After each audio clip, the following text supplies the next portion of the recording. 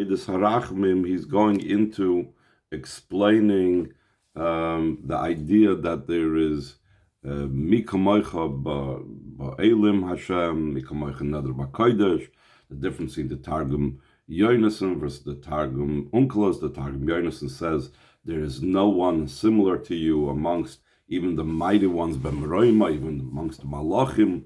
And the Targum Yonason says something more, that it's even in a way of Einoid Mulvadi. And all of this eventually, by explaining this, going to lead back to why we need to have Psuki Rachamim in our davening. In addition to what he spoke about, we have Psukim that have to do with Avraham and Yitzchak, the Psukim of Ava, the Psukim leading to this bonus of Yir. Okay, let's see the second paragraph on the 6th page, 214. The close abir bezeh, the general explanation of this is Hine Mashitargum Yonason Moisiv Bir Ba'Kosov. The fact that the Targum Yonason adds an explanation of the pasuk. Sharei echad min yonei Targumim hu, one of the idea of Targumim, of the different Targumim, even Targum Onkelos, which tries to stick to the more or less simple meaning of the words, is it's not just to translate the pasuk to the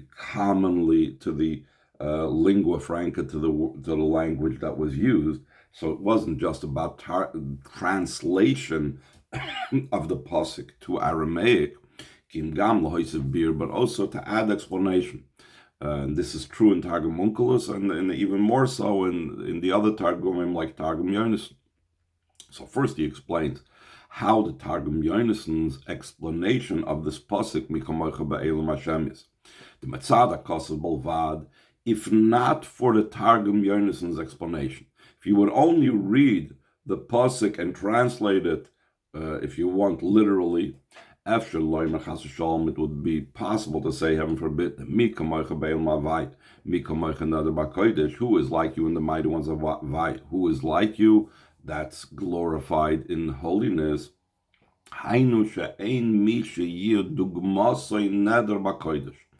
pasuk is only trying to tell you that there is no one as glorified in holiness like Hashem.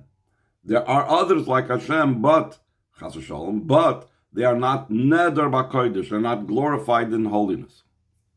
But without the advantage and quality of the idea of being glorified in holiness, so there could be someone else, something else that has all the matters of Shem Yud Kei Vav Kei. There is, heaven forbid, someone that is not glorified in holiness, that is like Havaya. Therefore, comes the Targum Yonason ben Uzziel and tells you, don't make that mistake. Don't learn that way pshat in the pasuk. That's why he translates min kavosech elim aroima, who is like you in the mighty ones upon high. Not only is there no other thing that is similar to Hashem, because the advantage and the quality of being exalted in holiness, rather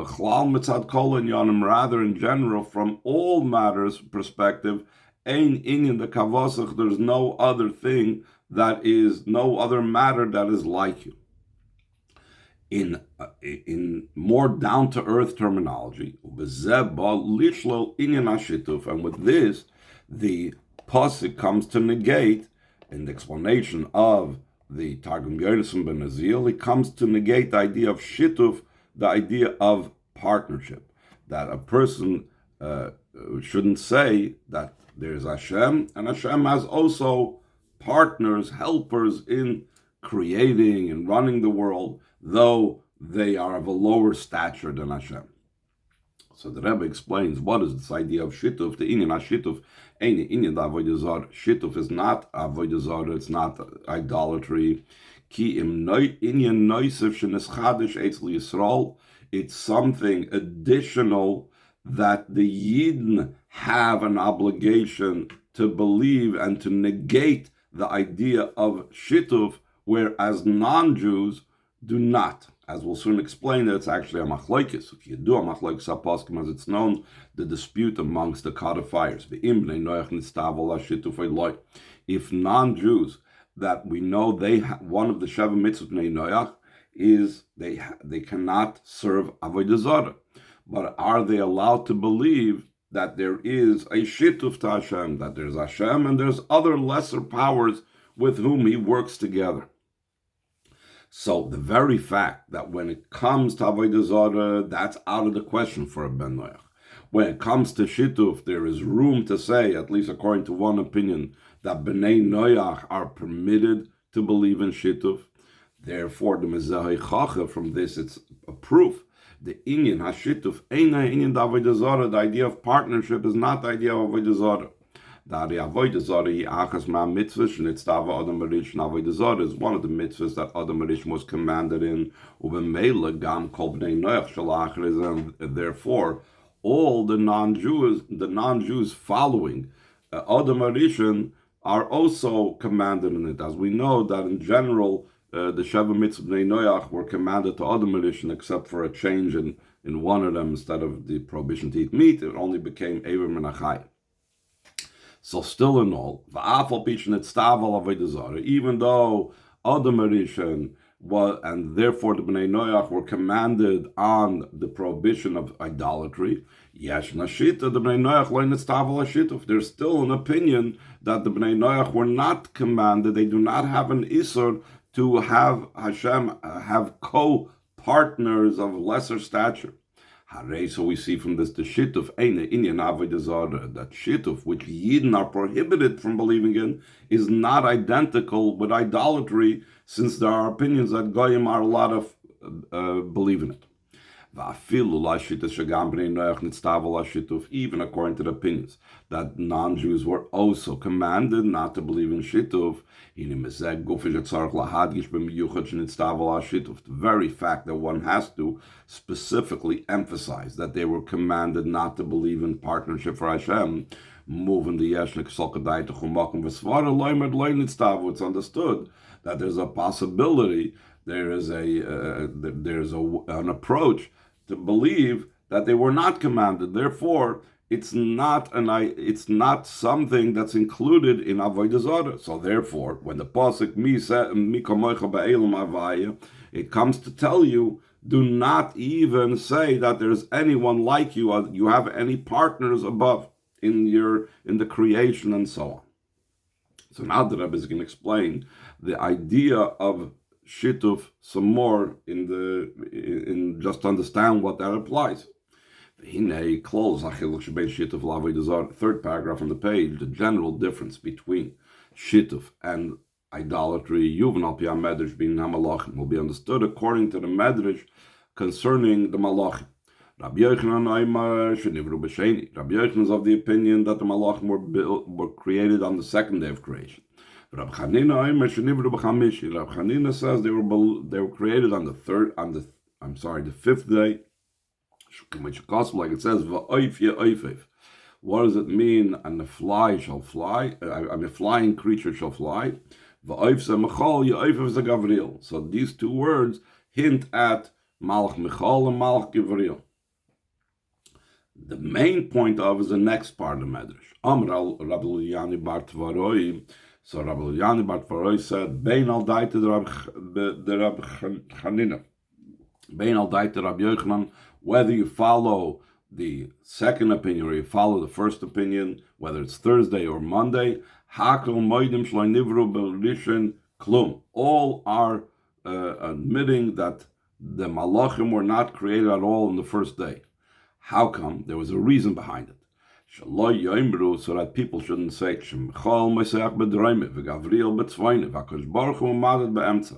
they shouldn't say that the Malachim were involved in the creation, that Hashem was like in the middle and Michal was pulling on the south side of the world to get it to the right dimensions, and Gavriel was pulling on the north side, and Hashem is directing them and so on. Therefore, to avoid any such mistake to believe that somehow the Malachim participated and were involved in the creation of the world, Therefore, by Yom Rishon Dazoi Bereshis Baral Kimas Hashmayim V'Sa'aretz.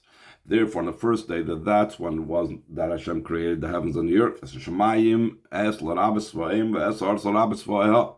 fact that it says Es Hashemayim V'Es Haaretz, it comes to include the hosts of heaven, in other words, all the matters in heaven, and Es Haaretz comes to include the hosts of the earth, in other words, all the matters of the earth.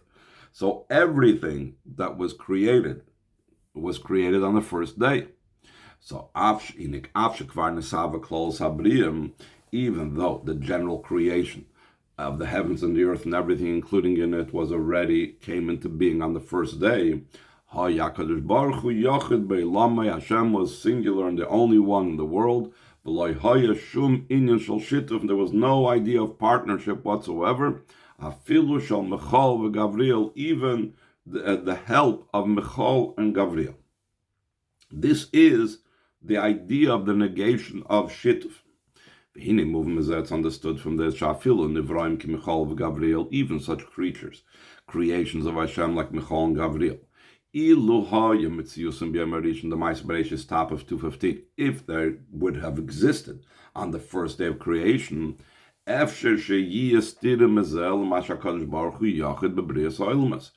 could have possibly been a contradiction to the fact that Hashem was the only one, the creation of the world. Behind this means though the Michal and Gavriel are created beings, there would have been room to partner them and to say, well, they're here anyway, they're also involved in the creation. Therefore, the Malachim were not created on the first day, because on the first day the general creation was created. So it shouldn't be even a possibility that someone should even think such a thing, that the Creator had help, the Creator has some partners in the creation. So now he's going to give an example of something else where the Chazal do apply Hashem's partnership, which we are negating from the Malachim, and we're going to explain why that applies there. This is similar to what the Chazal said,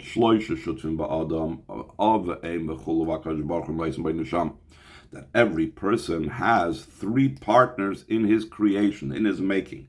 There is his father, his mother, and Hashem places into the person the neshama. How do you move on? So now he's going to explain as follows. Even though we are calling them partners, that doesn't mean that they're equal partners. It's understood it's understood that the part that the father and mother contribute to the child is incomparable to the part of Hashem. Not only are his father and mother themselves creatures of Hashem, so therefore, in truth, how can you say that they have equal part with Hashem? The very fact that they were able to create the child is because Hashem created them. So it's really Hashem is creating and created the father and mother that created. So even from that regard, they do not have anything similar to what Hashem has in the portion of the creation of the person. But rather, even after there is already the existence of his father and mother because of Hashem's creating them. So the very portion that his father and mother made, in other words, so the body which the father and mother are responsible for and made, should be alive. And therefore, only when he's alive is he called a person. If it's just a body alone, that's not considered a person. So therefore, it's only by the portion and the part that Hashem contributed to this endeavor, to the creation of man, that Hashem places in the person of neshama. Yet, what do we find? Even though it's inconsequential, if you will, or incomparable, the part that his father and mother participated and contribute to the person's existence, to what Hashem does, Since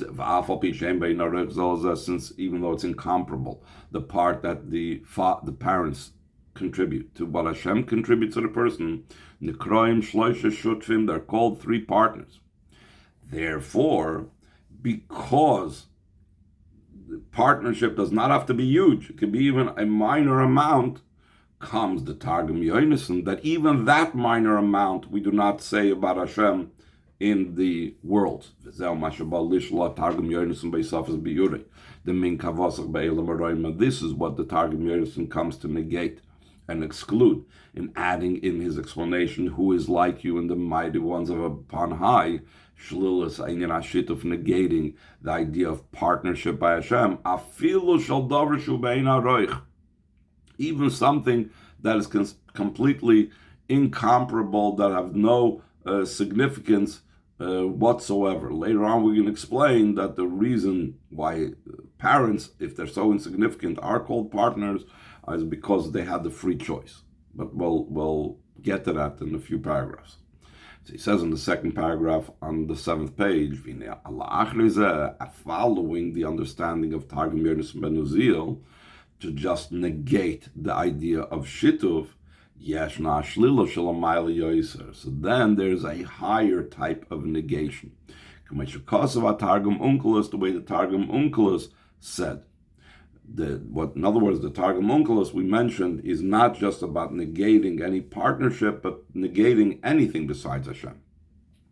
The idea behind this is the Afalpishin is Barleil, though it was explained previously. That it's impossible to partner with Hashem any type of matter. The explanation this is since all matters are like an axe in the hand of the wood chopper. Therefore, even though there is another existence, this existence is an existence only of an axe in the hand of the wood chopper.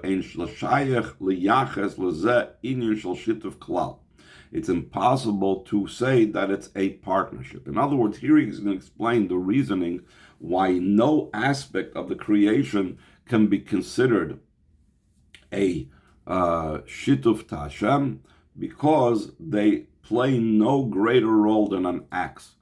Just like the axe has no role other than the fact that he's being wielded by the wood chopper, the same thing, any part of the creation that had some type of seems to be exerting some type of influence, sun, the moon, the stars, etc. These are all like the axe in the hand of the wood chopper. Therefore, it's impossible to ascribe to them any type of powers. Like in other places it says, you wouldn't thank the axe. It would be totally ludicrous if the wood chopper brought you a delivery of wood and you thank the wood chopper, then you turn to the axe and you say, I thank you, axe, for the wood that you chopped. It would be ludicrous.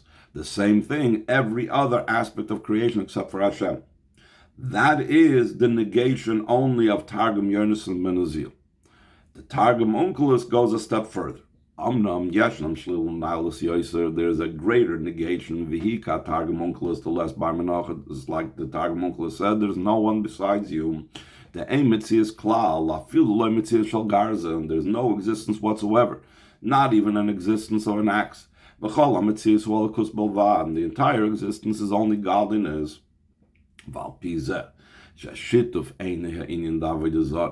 And according to this, that shituf is not the idea of avodah zarah.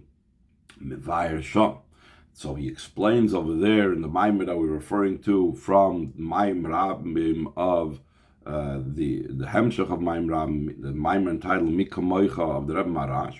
Mashashlilas hashituf lemeidim ma'posek Shema Yisrael Goimer Echad. To negate shituf, we learn out from the pasuk that it says that Hashem is one. The Isa of Poiskim, like it's brought down in Poiskim, that you're not supposed to believe in any partnership, you learn out from Hashem Echad. From the pasuk Anoichi Hashem Elokecha v'lo yilecha elokim acherim, you do not derive the prohibition of believing in shituf. How come? Why do you need to have the pasuk Shema Yisrael Hashem Elokeinu Hashem Echad? The law, the negative commandment says you should not have other gods before me. That's negating the idea of Avodah Zarah that we said before is totally different than Shituf. Avodah Zarah means that he proclaims the sun as a god, he proclaims a piece of wood as the god, etc. As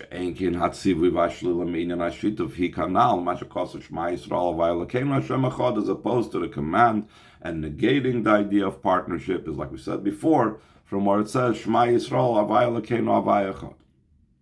So now he's going to explain where and how do we see this from Havaya Echad.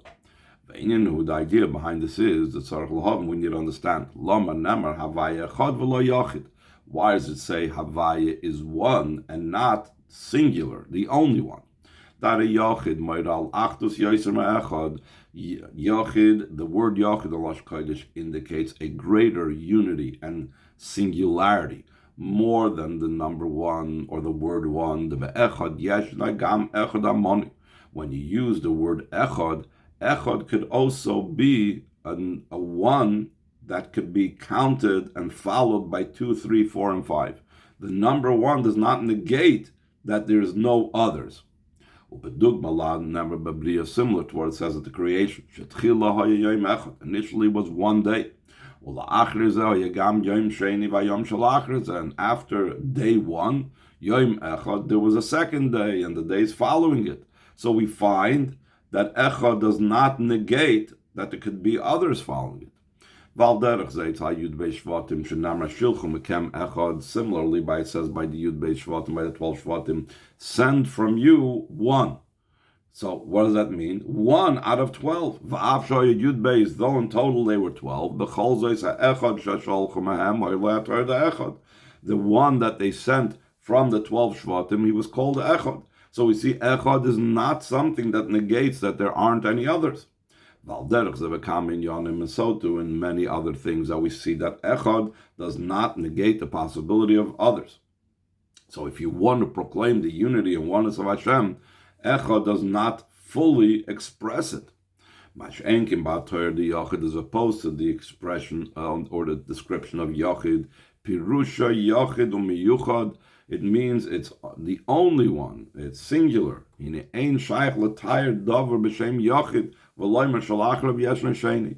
cannot say that something is Yachid and then say, and there's a second one. The whole meaning of Yachid is to exclude any others. Therefore, the question is, when it says it wants to express in Kriyashma the great quality of Hashem, why does it say Havaya Echad? It should have said Havaya Yachid. It's known the explanation. This Shema Shenamar top of 216. The fact that it says Echad Dafka, specifically Echad, because with this we want to negate. We don't want to negate the idea of it's what it says. We're not out to negate the lav avodah zarah, which would be to say that there is no other God, but we're trying to negate the idea of partnership. And the idea of partnership has to be when there is a possibility to think that there's others. When do we have to forewarn of the idea of partnership? When there's the idea of the letter Ches and the letter Dalet, which is Ches, when there is the letter Ches indicating the 7 heavens and the earth. That's the Ches of the Dalet. And in general, that's top and bottom, what's above, what's below. The Dalet, the letter Dalet indicates the 4 sides of the compass. And for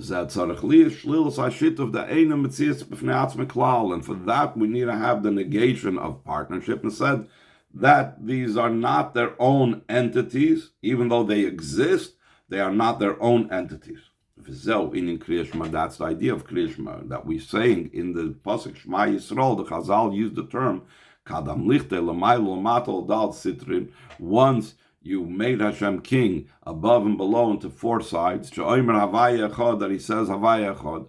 What does it mean? Before you get to the Ches, which is the seven heavens and the earth, before you get to the Dalet, which is the four sides of the compass, there is the Aleph. And what does the Aleph indicate? It indicates the one that's over the world, that's master over the world. Kedis of Beis Yosef, Masmak, like the Beis Yosef brings down from the Sefer Mitzvahs Kotna, that's the Aleph inside the Lufish Aloylam. The Aleph Zuhi Roish HaTeva Sheba Ches V'Adalet.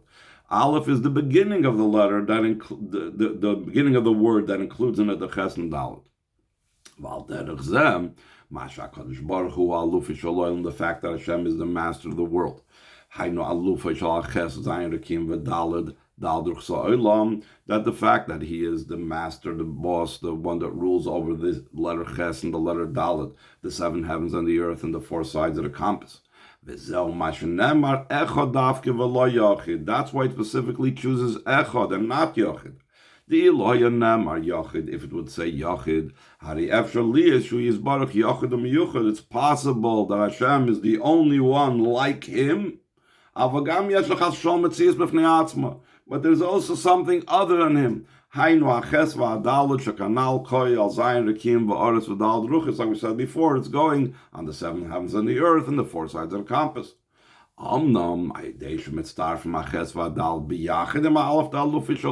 Through combining them in the word Echad, that we are combining all the seven heavens and earth and the four sides of the compass with the master of the world. The Aleph is